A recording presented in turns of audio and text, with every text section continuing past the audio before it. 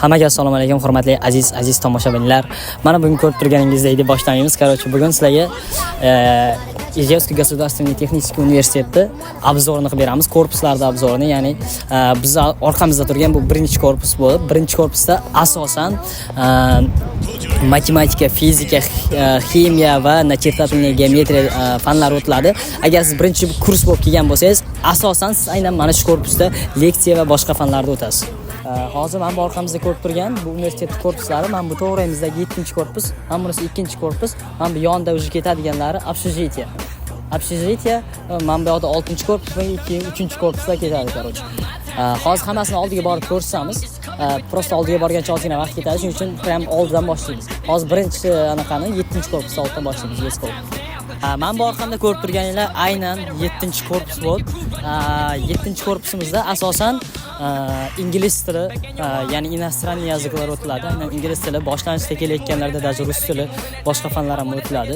Universitetimizda faqat universitet emas, aynan texnikum ham hisoblanadi. Aynan bu yerda maktabni 9-sinf bitirib kelganlar o'qib, 3 yil o'qib, o'rta ta'limdan yuqori bo'lganini olishi mumkin.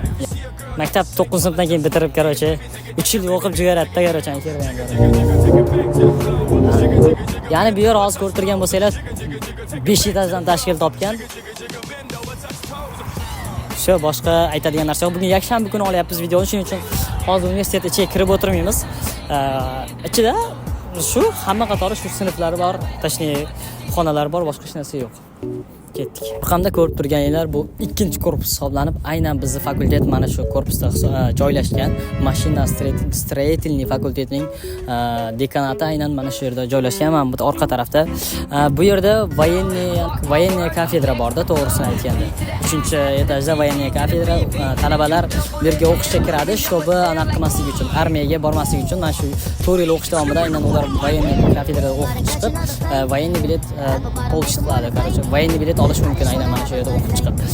Hozir korpusimiz oldiga yaqinroq borib ko'rsam ham, biz asosan mana shu korpusda 3-kursda aynan asosan mana shu korpusimizda o'qiyapmiz. Mana bu ko'rib turgan haykallar va mana bu narsalar chista universitetimizning avtomat Kalashnikov nomida ekanligidan xabar berib turadi. To'g'ri, bu narsalar avtomat Kalashnikovga hech qanaqa aloqasi bo'lmasligi mumkin. Baribir universitetimiz qurol yarog' va mana shunaqangi anaqa sohalarga ham bog'liq joyi bor, chunki raketa sozlik fakulteti ham bor bizda. Raketa sozlik fakulteti ham bor. Aynan mana shu korpusda joylashgan, 2-korpusda. Hozir yaqinroqdan borib ko'rishim ham mumkin. Xohlasanglar, ketdik.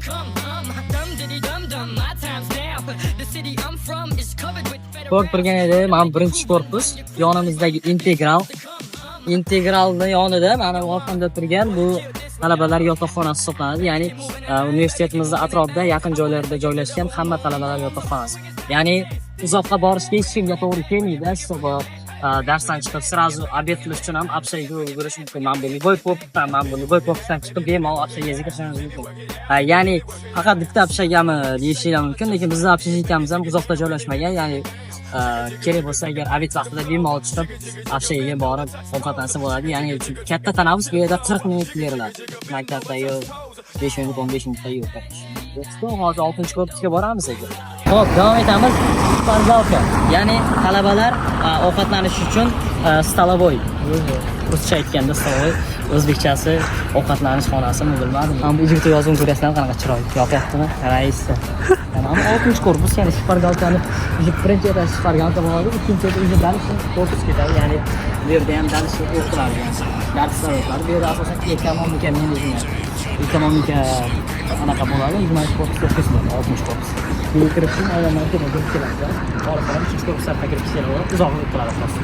3-korpus oldi ancha bo'li chiroyliroq. Raisa. Bu hamma trendiga galaksiyada bo'ldi. Ko'rib turgan bo'lsanglar, mana bunaqa chiroyli rasmlar ham bor. Hozir endi 3-korpusni oldidan olamiz endi. Olyapsanmi? Faqat basharam ko'rinyaptimi? Xo'p azizlar, va nihoyat eng kutilgan 3-korpusimizga yetib keldik. Nixuya sevlar. 3-korpusimiz eng chiroyli korpus hisoblanadi. Nixuya sevlar. Endi tashqi ko'rinishidan va ichki ko'rinishi ham yomon emas. Bu korpusda qanaqa fanlar o'tilishini siz kommentariyalarda o'qing desam, hazillashdim. bu korpusda любой fan o'tirishi mumkin. Asosan masalan detalli mashin. Men bu korpusning pastki tarafida laboratoriya robotalar uchun даже katta anaqalar bor. Katta bo'ladi-yu, mashinalar borda, laboratoriyalar qilish uchun mana shu yerda ko'rsatib. Orqamizda turgan zdaniya integral bu yer, ya'ni san'atga doir bo'lgan barcha anaqalar shu bayramlar bo'lganda barcha san'at bo'yicha barcha tadbirlar aynan mana shu yerda bo'lib o'tamiz integralimizda. Hozir integralda qanaqadir bu ma'lum aynan nima bo'lyapti bu yerda. Hozir icheriga kirib so'rab bilamiz hozir aynan nima bo'lyapti. Mana поехали. Sizin ko'rsatganlar aktivlik zavodi adreslar bugün anaqada universitetimiz adreslar bor. Ya'ni ular fakultetlardan borib to'g'risi bularni nima qilishini o'zim tushunmayman. O'zim tanishlarim bu adreslar orasida bor, lekin ma'lumot hozir aytish bo'yicha bu yerda hozir raqs yana boshqa narsalar bo'lar ekan aytishlari bo'yicha hozir qanaqadir raqsga tushadi, qanaqadir shoular ko'rsatadi. Hozir уже boshlanar ekan, hamma joyini egallashini so'rayapti. Bergan joyga bilet olib kirish kerak bo'lgan payda hozir biz уже joydan ketishimiz kerak. Bilamu qayerda o'tirsak hozir kimdir kelib egasiga qolishi mumkin. O'sha uyga boramiz yoki balkim o'tirib ozroq ko'ramiz. Astroniyga qaraymiz, sharoitga qaraymiz. Osha ularga deya olmayman.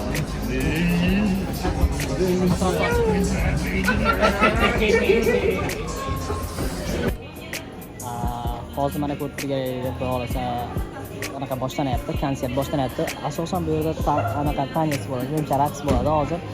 Bu yerda ishtirokchilar hozir o'zini tayyorgarligini ko'ryapti. Ya'ni har xil gruppalar, masalan, o'zining chiqishlari bilan har xil insonlar va ko'rib turganingizdek umid qilamizki juda ham qiziq, avjida bo'ladi вообще hammasi. Я вот сегодня увидел своего друга. Так можешь сказать, что сегодня происходит? Что сегодня происходит? Сегодня происходит творческий фестиваль студенческих отрядов. Все, мы выяснили, что сегодня происходит, а то я зашел, не знаю, что тут происходит. Вот столько народа. Tayyorlanyapti, mana bu yerda ko'rib turgan bo'lsanglar. Hozir o'zini raqs ko'rinishini qilib beradi. Universitetda bunaqa narsalar tez o'tkazilib turadi. Ya'ni bunaqa ko'ngilochar narsalar tez o'tkazilib turadi, chunki shunday studentlik hayotini his qilish uchun, aynan studentlar uchun. Faqat o'qish va mana bunaqangi o'qishlar rohatlanish uchun tez o'tkazilib turadi. Mana bugun ko'rib turganingizdek biz hamma obzorlarimiz oxiriga yetdi. Barcha korpuslar bilan sizlarni tanishtirdik degan umiddaman. Ya'ni 5-korpusimiz ham qoldi, lekin u uzoqroqda joylashgan. Asosan universitetlar 5-korpusda o'qishmaydi. 5-korpusda o'qiydiganlar faqat ingliz tili yoki til bo'yicha tarjimonlar asosan 5-korpusda o'qiydi. Qolgan mexanika, boshqa hammasi aynan mana bu yaqin bo'lgan korpuslarda o'qiydi. Hozir biz Apshaga qarab yura oldik. Apshagamiz ham uzoqda emas. Hozir mana bu ko'rib turgan sariq zdaniyalarning orqasida joylashgan. Ya'ni Apshagacha bo'lgan yo'l taxminan 2-3 daqiqani talab qiladi. Mana bu 1-korpusdan Apshagacha bo'lgan yo'l. Bu hech kim uchun endi qiyin emas. Maktabga 5-6 kilometr bosib borganmiz. Hammaga rahmat. Agar video sizlarga yoqqan bo'lsa, like, podpiska bo'lib, bemalol kommentariyalarda savollaring bo'lsa, qolgan bo'lsa, bemalol yozib qoldirsalaring bo'ladi. Hamma savollarga maksimal darajada 100% javob beraman. Nima yana qiziqtirayotgan bo'lsa, bemalol tortinmasdan so'raying. Qo'limdan kelgancha barcha yordam sizlar uchun от души. Только лайк, подписка. Не забывайте по-братски. Всем спасибо.